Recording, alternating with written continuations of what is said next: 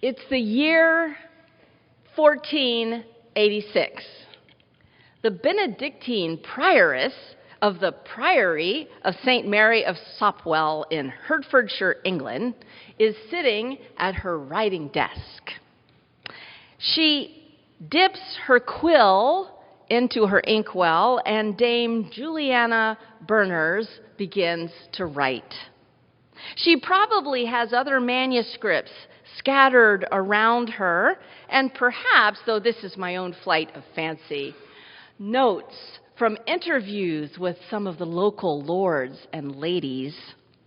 Many of the manuscripts are in French, which, as a noblewoman who has entered the convent, she, of course, reads fluently. Some months later, she pens the last letters, and she has completed the book of hawking, hunting, and blazing of arms. I suspect you've never heard of this book, but without knowing it, you have used it. Because while we have little use these days for its chapters on hawking, hunting, and the use of high medieval weaponry, its appendix has taken on a life of its own, a life that still has power to shape our perceptions and stimulate our imaginations. We English speakers owe a debt to Dame Juliana. Like some medieval Adam, she bequeathed us with the names of animals, animal groupings, in fact. Thanks to Dame Juliana, we know that a collection of geese is a gaggle. There's actually more than one word for some of these. A gaggle of geese, and fish swim in a school, while lions naturally form a pride. Very good. 100% right. Well, it was Andre, our inimitable communications coordinator from South Africa, who stumbled upon the fact this week that groups of alligators are called congregations. I literally couldn't believe it, so I had to look it up myself. He sent me an email with this quip, which I think he made up himself. Alligator congregations, please turn in your hymnals to page 243. Shall we gather at the river? This little tip sent me into a deep, delightful dive into the world of Dame Juliana and her terms of venery, as these lists were called. What I love about this is how they reveal human relationships with animals, especially as they experienced them in the High Middle Ages. They populate our imaginations to this day. For what does it say about us that we speak of a murder of crows and a cackle of hyenas, a yoke of oxen, and a caravan of camels? These are a few, perhaps, that we are more familiar with. But we have lost so many of these terms. Who knew that there was such a thing as an embarrassment of pandas? What have we lost by forgetting these names? Don't you want to know that narwhals are a blessing? After all, what could anyone do at the sight of these unicorns of the sea but sit back and feel blessed? Dame Juliana's appendix enchants me because it was printed at a magical moment in our history, that pivot point where the High Middle Ages bled into the Renaissance in Western Europe. In 1486, when this appendix was printed, Leonardo da Vinci was painting, and the Gutenberg printing press had only been invented a few decades earlier, enabling the book of hawking, hunting, and blazing of arms to be preserved for rediscovery by you and me. And a way of life that lived close to the earth in intimate communion with other creatures, fluent in the ways of nature, herbology, and animal life, was giving way. Giving way to a way of life that would be increasingly detached from the natural world, increasingly suspicious of people with close associations with animals, leading to the burning of so-called witches and heretics. Ultimately, animals themselves would be declared soulless, even though the very word animal comes from the Latin anima, which means soul. Yet, in his great wisdom, Descartes found it important to declare that animals were soulless, mindless beasts, really more like machines than living things, incapable of suffering or emotion, paving the way for us to feel we could do anything we wanted to them without suffering the least pang of guilt. Well, about the same time Dame Juliana was writing, animal life began also to be squeezed out of the spaces of the sacred, quite literally.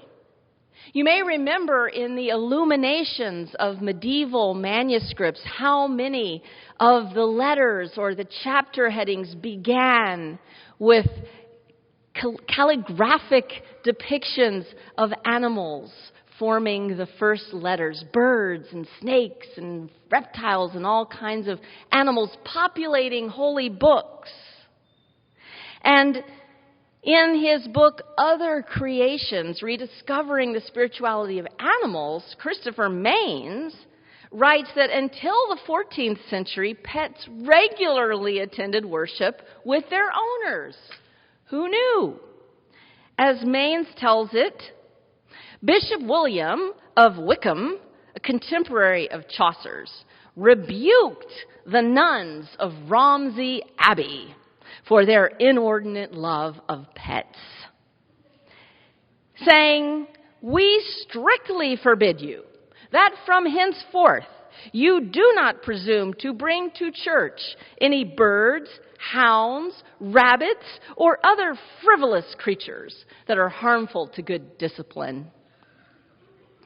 But it took a while. It took a while to enforce this code of animal-free worship. One distraught nun wrote in the 18th century that Lady Audie has a great abundance of dogs, insomuch that whenever she comes to church, there follow her 12 dogs, who make such a great uproar in church, hindering the nuns in their psalmody and terrifying them. Maines sadly concludes that these colorful anomalies, however, only prove the rule about spirituality in Western culture. We prefer to worship, it seems, not in the richness of physical creation with its frivolous creatures, but rather in what Yeats called the artifice of eternity, the purely human spaces of our own making. Or do we?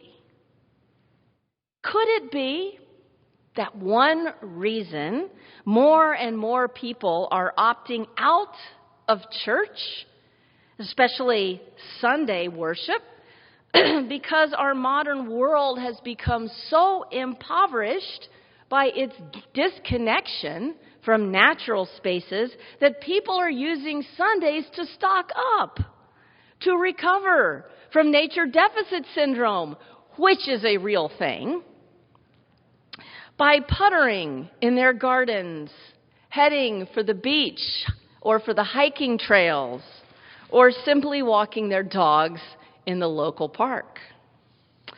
Is it any wonder that more and more young people declare that nature is their church? If so, is it possible we have only the church itself to blame? But it's not only the church that's paying the price for pushing animal life to the margins of our experience. It's all of us, and it's all aspects of human life that are being impoverished by our loss of connection to other species. For it's not an exaggeration to say that we owe everything to them.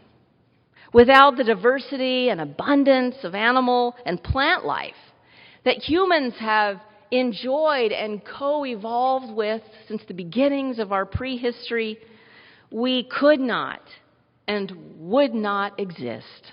Without them, there is no us.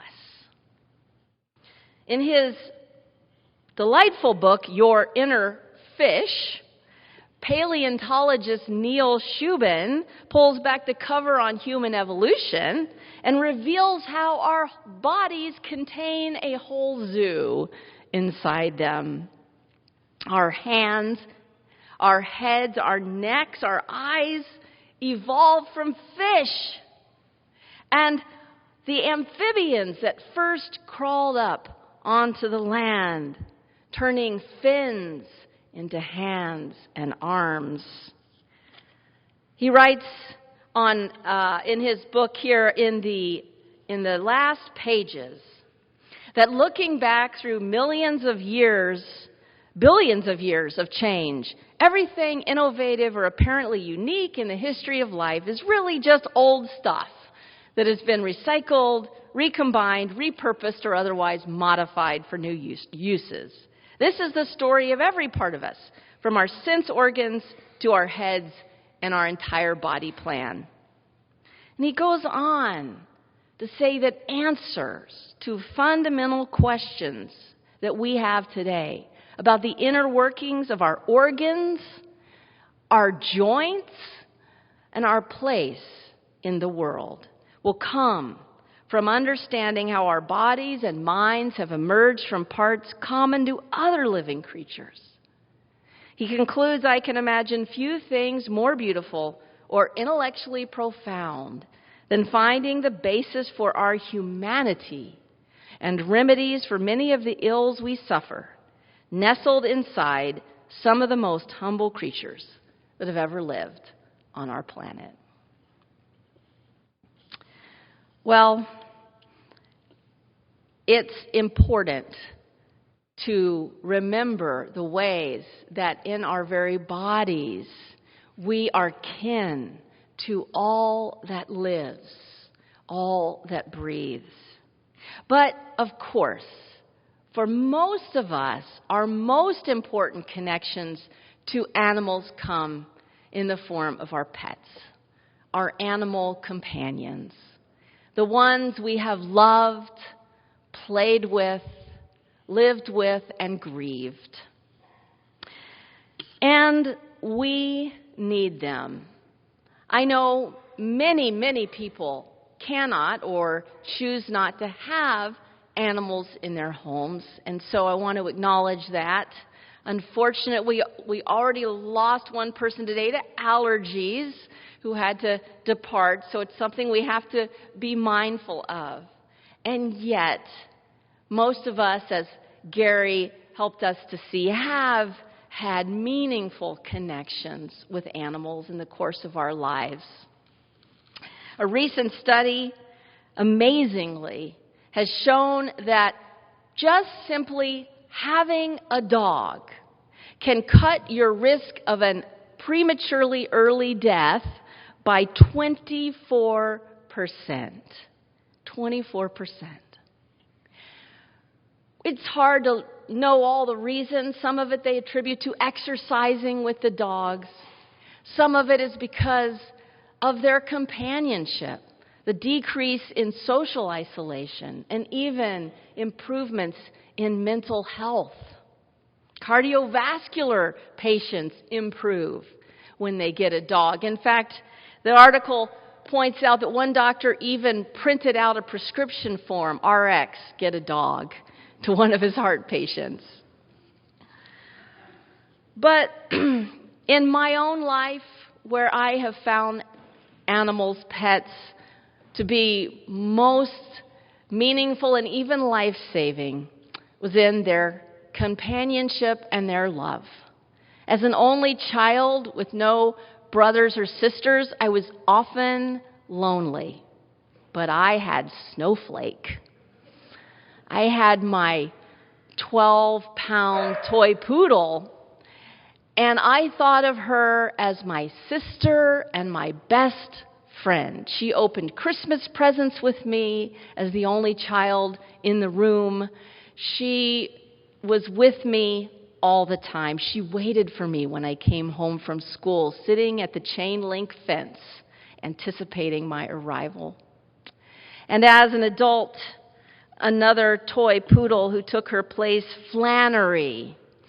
Flannery saw me through 14 years of my younger adult life, through a series of heartbreaks, moves across the country, painful periods of vocational discernment, coming out of the closet, losing connections with people who couldn't tolerate my coming out, and most importantly, alleviating bouts of depression.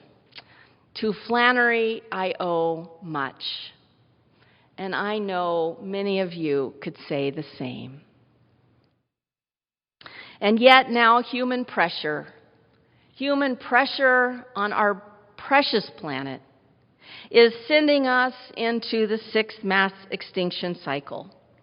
And the tragedy is we don't even know what we're losing. The stark truth is the more biodiversity we lose, the greater risk there is to long-term human health. From our food sources to our medicines to clean water to our healthy guts. We need animal life, even down to the microbiome that lives within us symbiotically. Without them, there is no us. But there is another way. Job knew it. Job.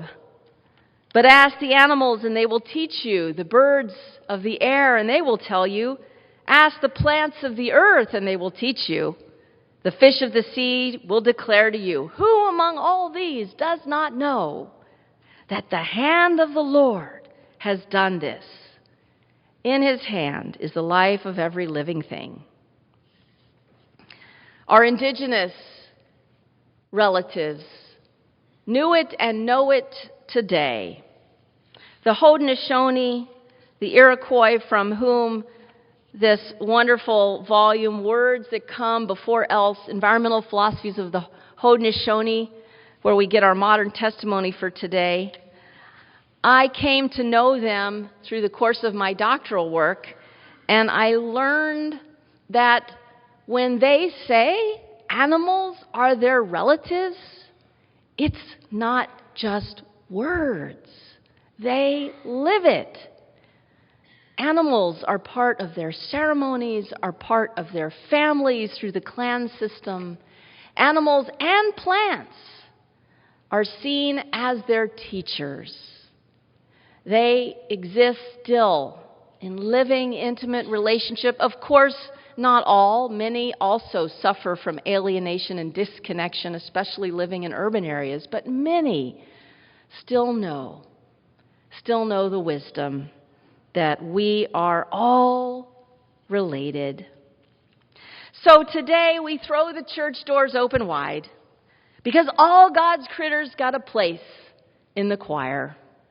Let's show our relatives, and as the Haudenosaunee say, our ancestors, some respect and treat them as the kin that they are. Let's bring them into our churches and into our prayers and celebrate their place in our lives.